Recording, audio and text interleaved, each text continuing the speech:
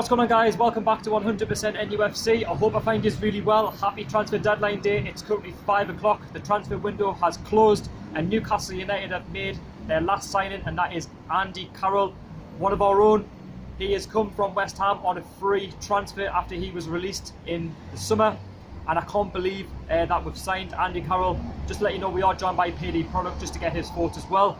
And just to give my quick opinion, I was absolutely gutted when we sold Andy Carroll in 2011, a player who I absolutely adored. He was the next big thing, you know, since Alan Shearer wearing the number 9 shirt. I used to watch him under the likes of Kinnear, Chris Hughton, Alan Pardew for a little bit.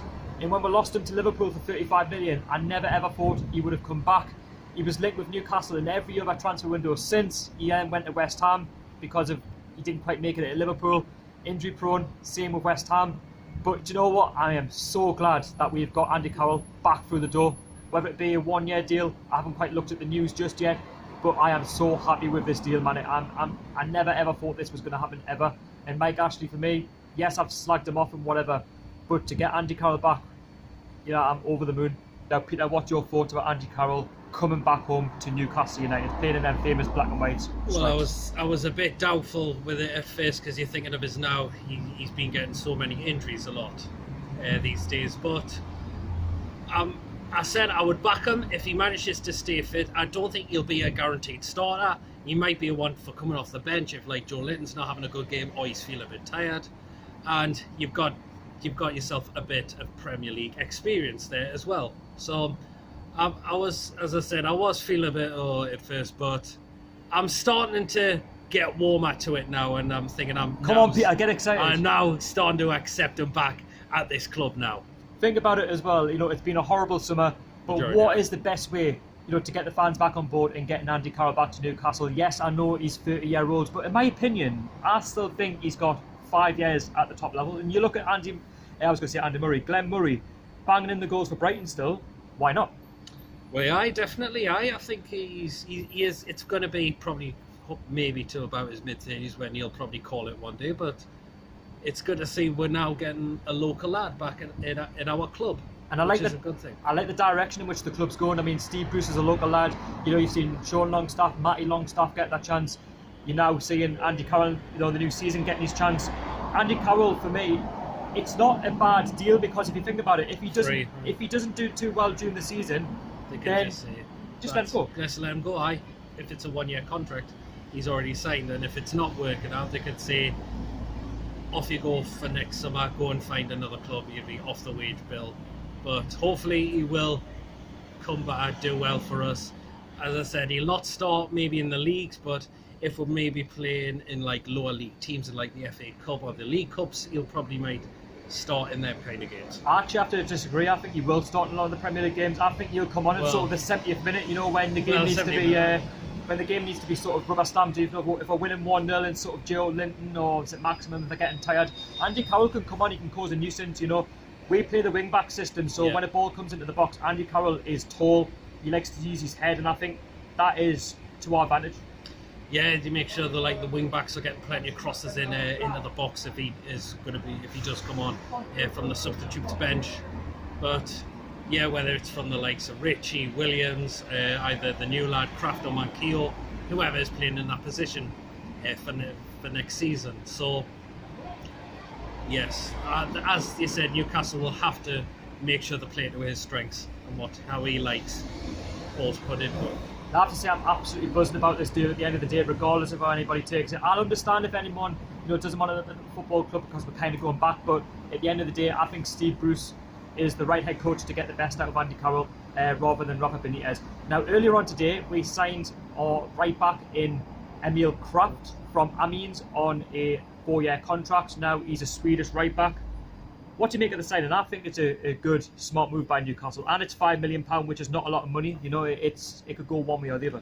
Swedish international, you're thinking that just sounded a bit positive. It will give competition for Manquillo and Joelinton, of course. Even though Manquillo has done very well in pre-season, with Joelinton, he has not played in pre-season. So Joelinton looks like he's been a bit frozen out at the minute. So again, I think, do I start him at the game against Arsenal on Sunday if he's allowed to play then? Yes, I think I would actually. I definitely think I would. I mean, he's got the experience of the World Cup coming up against England in the quarterfinals, and as well as that, he has got a lot of game time on his shoulders as well. I mean, I think he's going to be guaranteed it, at Newcastle, because you've seen, Joelinton and Mankio struggle, last season. Mankio doing so well in pre-season, but that's pre-season at the end of the day. He's 25-year-old, he's got Still time young, on his hands, and young. I think he's someone who would fit our system, because we play the wing-back system, but he's very defensive. He doesn't like to get forward too much, which is a good thing. Yeah, another thing I read up on his stats is he doesn't like to go flying into tackles, whether Joelinton has managed to fly into stupid tackles. For example, that penalty he gave away against Crystal Palace last season, which we lost 1-0. So I'm glad I like that kind of side about Krafth, that he'll not go flying into silly challenges where a lot of defenders, right backs, will go and do that, and it'll cost you games big time. So that's 2 signings down, 3 more to go in no particular order. The next one being Jetro Williams. What do you think of this one? I mean, it's a loan deal, he's a left back, but I think it's safe, a loan deal, because we're going to need, cover for Dummett. Absolutely, yeah, because Dummett has managed to pick up a few injuries since he's been at this club as well. The only concern I said about this when I've done my videos, we better not waste this lad like we did with Bareka, in my opinion. But I heard Dutch international, so you're thinking you've got to put him in the team at least.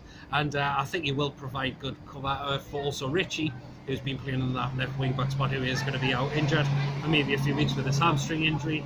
So again, that's another player I would start on Sunday, and apparently did well in the friendly against Saint Etienne, providing that goal, that back pass from Saint-Maximin into him, and then he played it into Sean Longstaff, then into Matty Longstaff, and then I think I would definitely give him a start on Sunday.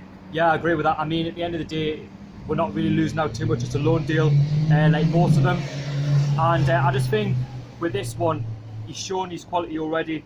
And we've been linked with Williams for the last 5 years now. So to get him through the door now, it's still positive signs that the club were still interested in him. So that they kind of, know what we're getting. The club know what they're going to get in a lad of his age. And I think with Richie picking up an injury against Hibernian, it was important that we even more strengthened in that area, because Dummett can't do it on his own. No, that's another good thing about it. Why we needed this situation sorted out, and I'm glad Steve Bruce has looked at that and thinking key area that needs to be strengthened. Next one, we got Allan Saint-Maximin from Nice. He's a winger. What do you make of this one? I think this one I'm really excited about. I am as well. I mean, we were never going to keep Kennedy after his floppy spell loan last season. To me, Christian Atsu is not the answer. Yes, you could say he's a decent grafter, but we know what his final ball's like. Yeah. And Murphy, I'm still not sure that he has a future at this football club. I think he needs a loan move to give him that experience, but by what I've seen from Saint-Maximin, he looks like a player that will give defenders nightmares. Yeah, he's got that trickery, he's got that pace, he's got that skill, and he's just got that positivity going forward, which we've missed in the last couple of seasons. Absolutely, yeah. Well, if he does play in that attacking three, if I have him, Joelinton and Almiron, I think that would look like a very decent partnership for this season. And as well, he's on a 6-year contract, so he's got time to really try and stamp his authority, at St James's Park. And you're seeing in the background, when he signed, his Gucci headband and things like that. What did you make of that? That was pretty funny, that, in my opinion. But I am looking forward to seeing what this lad can do in a black and white shirt. Yeah, last but not least, Joelinton was our first record signing for £40 million, from Hoffenheim. We've said before, he scored 7 goals. He scored 2 and 2 already, against Preston and Hibernian. Do you think he's going to do all right in the new season? I think so. If they do give them the service, he will get you goals. And I've seen a very young lad, 22. I think he's another one that can cause defenders troubles. He likes to take people on, so he's not just like a finisher. You think he just sounds like that striker that will cause defenders nightmares in football games as well. And again, and number 9 shirt. Again, you're thinking that's going to get the fans up buzzing as well, and are looking forward to see what he can do as well. It's not just that though, the number 9 is a massive responsibility as well. It's a massive shirt, it is. Take names before him, we've had, of course, the legend Alan Shearer, Obafemi Martins, Andy Carroll, who then left in 2011. He's come back. And then who has come back? Then Dwight Gale, which didn't work out for him as well in the Premier League and the Championship. It worked out brilliant for him, but just not in the Premier League. unfortunately, and also Solomon Rondon last season on loan did work well for him. He scored double figures as well. So if he gets double figures at Joelinton, I'll be absolutely delighted. Yeah, I agree. I mean, you've got Joelinton, Almiron, you've got Saint-Maximin as well. I think it's important that you all link up together as well to one big partnership. You know, once Richie gets back as well, I think as well if Joelinton doesn't hit the ground running as well, big Andy Carroll's back as well. So if he disrespects that number 9 shirt, or he'll tell him a few words, won't he, Peter? Oh yes, definitely. Andy Carroll's not going to let that number 9 shirt be fooled around anymore, is he? No, absolutely not. So Peter, just to end the video, you know, we've made 5 signings so far. Well, I say so far, it's done. What have you made of this current summer transfer window? Give us your honest opinion. It's been alright. It could have been better. I know we've got the signs, but people say we should have done this a lot earlier.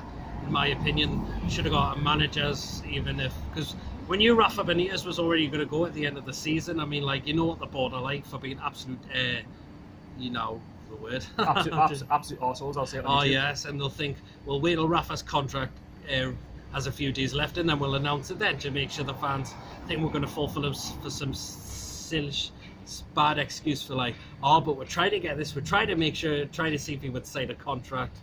But to be fair though, you've got to give the board credit for actually going out and buying players back in Steve Bruce, and also addressing areas around the pitch that we needed strengthening. So for example, left back, right back, you know, a winger. Okay, maybe we could have done better in the striking area, but at the end of the day, we've got Carroll on loan. But I think overall, yeah, it's been average. We could have done better, you know, messing around with the managerial situation. You know, we could have got more players through the door. Yep. If the manager had come in earlier, or Rafa Benitez stayed, or say Steve Bruce got the job, you know, back in May, we could have got more Deadwood out. Definitely. And talking to Deadwood, just before we wrap up this video, there's a few men to be leaving, such as Jack Colback, Saibe. The big one being Jacob Murphy to Sheffield Wednesday. What do you make of that? I think personally it's good for his development. I think that is good for them, and then it'll give him that bit of extra more experience in them, because he is a very proven player in the Championship. I just feel a bit sorry for the lad that we've kind of wasted him a little bit, because like, take for example that Everton game last season when we drew 1-1.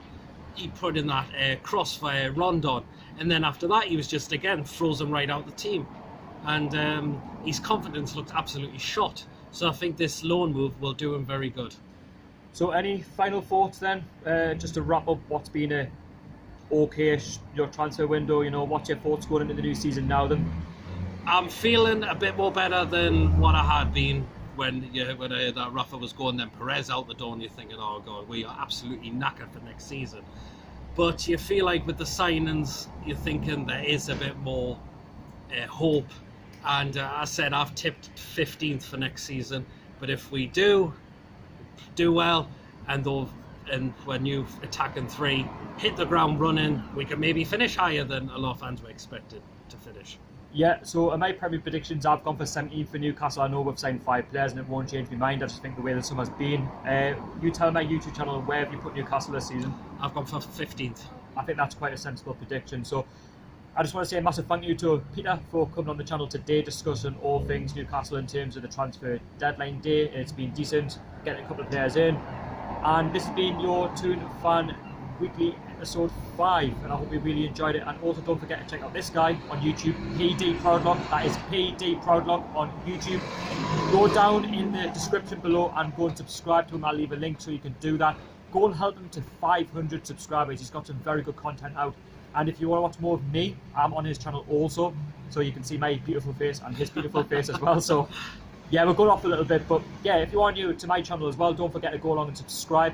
Hit that like button. Also, put your comments in down below. Follow me on social media at 100% NUFC on Twitter and Instagram, and I'll see you all in the next one. Away the lads.